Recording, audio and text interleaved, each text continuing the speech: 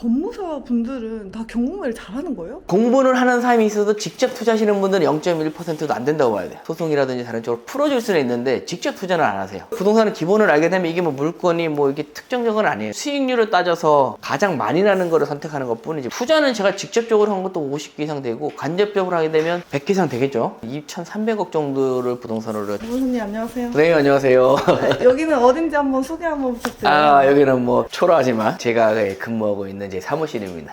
제가 먼저 와가지고 사무실 구경을 조금 했는데 무슨 서류들이 이렇게 많아요, 변호사님? 리치수고 수강생들도 있고 다른 분들도 의뢰인분께서 소송부터 명도까지 해서 의뢰를 좀 많이 해주셔가지고 등기부등본이라든지 토지이용 계획 확인이라든지 부동산에 관련해서 좀 많이 보는 편이에요. 여기 이제 또 강제 집행할 것도 있고 것도 있어서 인천에 갔다 와서 강제 집행 신청해놓고 지분 사업반 하시는 분들 있죠. 근데 그분들이랑 여기서 물건에 대해서 이제 좀 공유를 할 때 여기서 좀 할 생각이에요. 요거 같은 경우는 제가 이제 지분 사업반에서 다음에 이제 할 것들 요거 조곡동에 있는 사거리에 있는 투자 부분이 들어와서 검토하는 중이고. 일과를 궁금해하시는 분들이 많더라고요. 아침에는 그냥 법원에 많이 가요. 법원에 이제 입찰하러 많이 가는 편이고 개인적으로 하는 것도 있고 전세 사기자분들 입찰 대리해주는 분도 있고 경공매 투자하시는 분들 이제 입찰 대리 맡기실 때 이제 가시는 분들이 있고 오후에는 이제 전세 사기 피해자라든지 배당받는 분들이 계시거든요. 배당 받아드리고 소유권 이전 등기 같은 거 이제 등기하러 등기소 많이 가고 명도를 많이 맡기기 때문에 리치스 소상공인들이 저녁에 이제 명도를 많이 하는 편이죠. 낮에는 가면 사람들 없기 때문에 사무실에 거의 많이 안 들어오는 편이고 어제 같은 경우에는 3년 전부터 전세 사기 피해자들을 위해서 설명회라든지 회의를 좀 많이 하는 편이거든요. 어제는 경기도 전세 사기 피해자 센터 가서 전세 사기 피해자 대상으로 개인위생에 대해서 이제 설명회랑 강의를 좀 하려고 센터장님이랑 같이 추진하는 게 있어서 이제 회의도 좀 하고 그럽니다. 경매하시는 우리 수강생들이나 이 전세 사기 피해자들은 또 연결고리가 있어요. 사실은 명도에 낙찰받고 오면 전세 사기 피해자분들이 거기 점유하고 계신 분들이 꽤 많거든요. 무리하게 접근하는 것보다 제가 중간에서 좀 일정 부분에서 좀 협의를 해주면 최대한 좀 중재를 하려고 노력하고 있어요. 근데 오늘 또 주말이잖아요. 오늘 또 뭐 하시는지.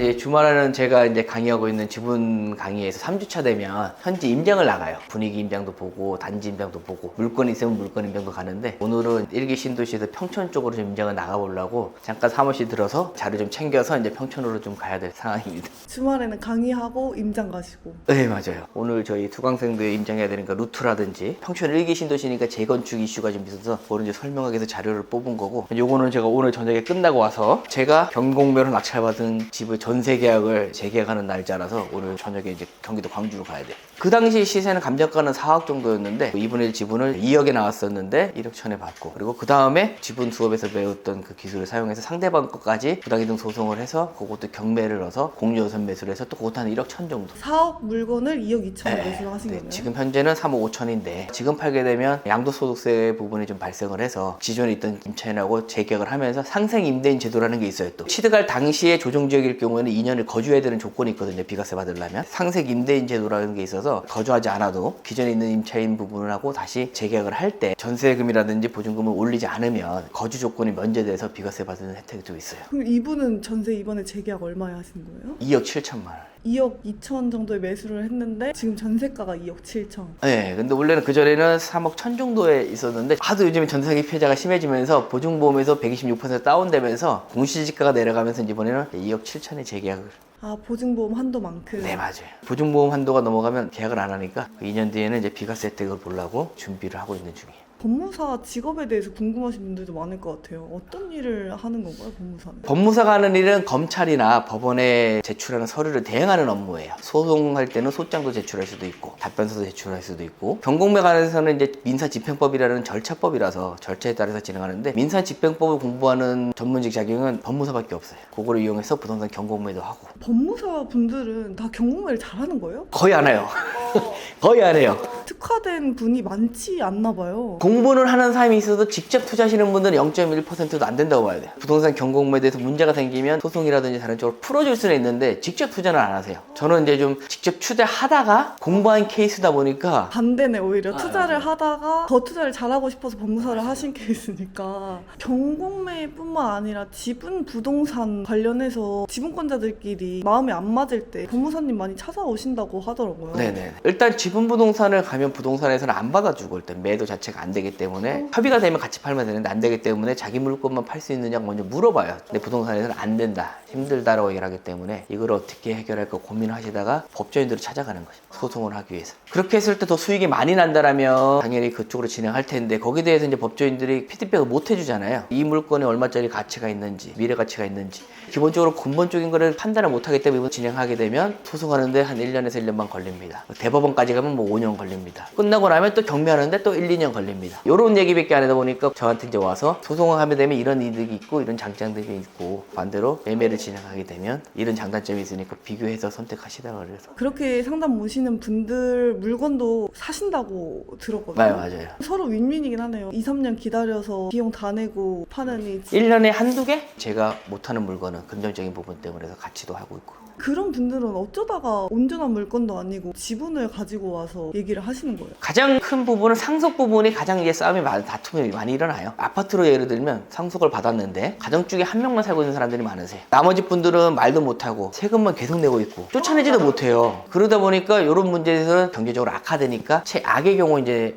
그분들은 찾아오는 거예요. 형한테 팔겠다고 얘기했는데 형들은 나는 지금까지도 잘 사고 있는데 왜 그걸 사고 있어? 이런 케이스가 가장 많고, 두 번째는 이제 상가 같은 경우. 돌아가시고 나서 지분들을 받았는데 상가 사람들이 임대인을 나눠서 주게 되면 복잡하기 때문에 계약이 잘 안 돼서 항상 한 사람한테 월세를 주게 되거든요. 형이 받아서 아무도 안 주는 거예요. 그쪽에서 이분들은 이제 강력하게 얘기했다가 안 되면 상가 부분에서 이제 해결하러 오시는 거예요. 그런 걸 매수를 하시면 어떻게 해결하시는 편이세요? 상대방한테 매도를 협의를 좀 하고, 안 되면 이제 소송을 통해서 협의라든지 미래 가치가 있고 가지고 있었을 때 좋다라고 하면 상대방 거를 저희가 또 매수한다든지 방법은 많죠. 저희가 임장을 가는데 임장은 좀 세 가지 정도로 좀 나누는데, 분위기 임장, 전체적으로 그 지역에 대해서 평촌에 대한 지역은 어떤 분위기가 있냐고 해서 그냥 산책하는 식으로 가볍게 가는 게 있고요. 두 번째로는 여기에서 몇 단지만, 오늘 같은 경우도 이제 좀 대장학교 한 3-4군데만 안에 직접 들어가 보는 거고, 앞에는 10억밖에 안 가는데 저희가 13억 가는 이유가 있고, 바로 옆인데 똑같은 평수인데 그런 거에 대해서 단지 임장 내에서 보는 게 있고, 세 번째로는 물건이 있으면 물건에 직접 방문해서 하는 이제 물건 임장이 있는데, 오늘은 평촌에 대해서는 지분 물건이 없어요.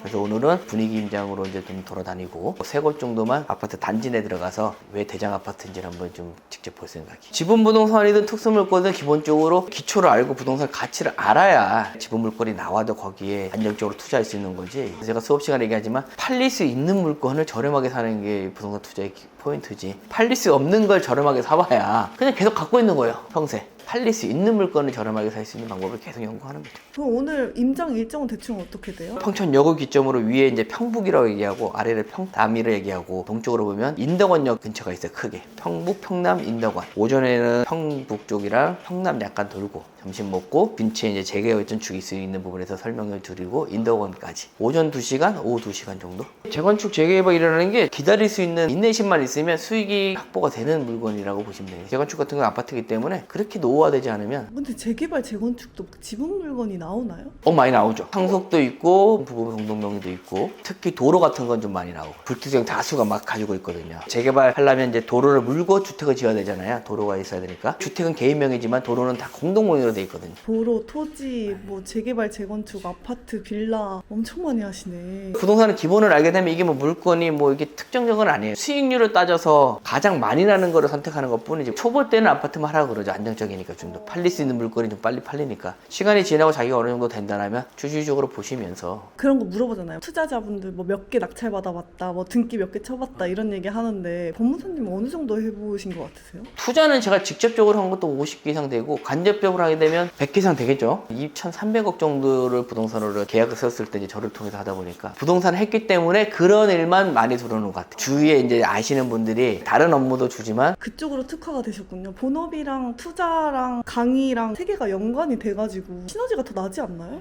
내일 하면서 법무사일도 일하게 되고 투자도 다 하게 되고 이렇게 같이 가세요. 좋습니다. 그럼 한번 출발을 또 해볼까요? 네, 알겠습니다. 오늘 또 가서 출발을 해서 하도록 하겠습니다.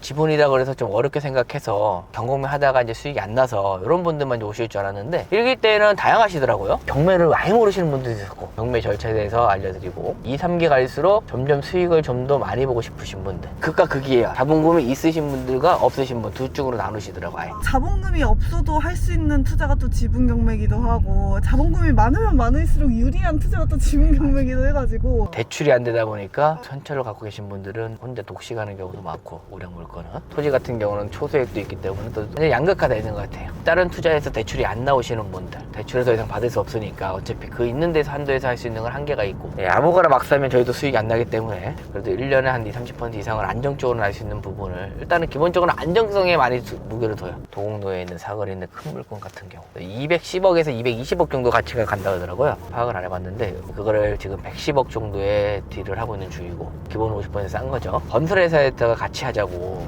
연락이 온 거예요. 자기네가 건설을 다 할 테니까 110억 중에 70억 정도는 될 테니까 40억에 대한 부분을 어떻게 하냐 그래서 이제 제가 아시는 지점장님한테 일단은 물건을 주고 분석을 해보시라고 얘기 드렸고, 큰 물건이나 작은 물건이나 상대방이 뭐 저항력만 좀 다를 뿐인 거지 어차피 하는 일은 비슷비슷하기 때문에, 제가 예전에 이걸 하면서 느꼈던 게 딱 1년에 하나만 하자. 3억 정도 투자해서 1년에 1억 정도 벌 수 있는 30% 나올 수 있는 그 물건만 하나만 딱 하자. 너무 많이 하면 아까 말한 대로 뭐 신경 쓸 것도 많고 소송 법원에 갈 일도 많아지니까 1년에 딱 한 개만 하면 되겠다. 제가 하는 투자는 현 시세에서 30% 이상을 저렴하게 매수하는 게 조건이에요. 그게 만약에 안 되면 안 사죠. 너무 좋은 아파트 같은 경우는 20%로 사는 이유가 뭐냐면 3개월 안에 팔릴 수 있다. 빨리 팔릴 수 있는 거는 해요. 20% 이하는 아예 안 하고 상대방하고 협상만 잘 되면 지금 바로 내놓으면 3개월 안에 20% 받을 수 있는 거잖아요. 그렇게 해서 1년에 3개월 하나씩 팔면 4개니까 80% 수익이 나오니까 이제 가는 거고, 1년 정도 안에 팔릴 가능성이 별로 없는 거라든지 이럴 때는 기본적으로 저희가 30% 이상 수익이 날 수 있게끔 저희가 매수를 하죠. 해주거든요. 한번 가가지고 어떻게 임장하시는지 한번 보도록 하겠습니다.